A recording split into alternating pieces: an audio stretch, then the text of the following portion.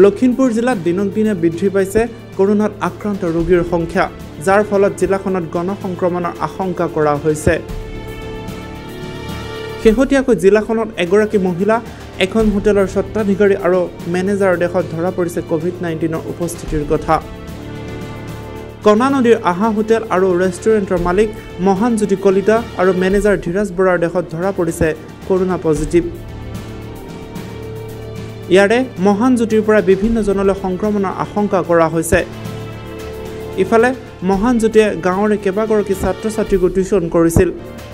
COVID-19ত আক্ৰান্ত দুয়োজনে সুবনশিৰি মহাবিদ্যালয়ৰ কোৱাৰেণ্টাইন কেন্দ্ৰত খাদ্যৰ যোগান ধৰা বুলিও জানিব পৰা গৈছে। মহানজ্যোতি আৰু ধীৰাজৰ সংস্পৰ্শলৈ অহা সকলৰ নাম তালিকা পৰিয়ালৰে যোগাযোগ কৰিছে স্বাস্থ্য বিভাগে।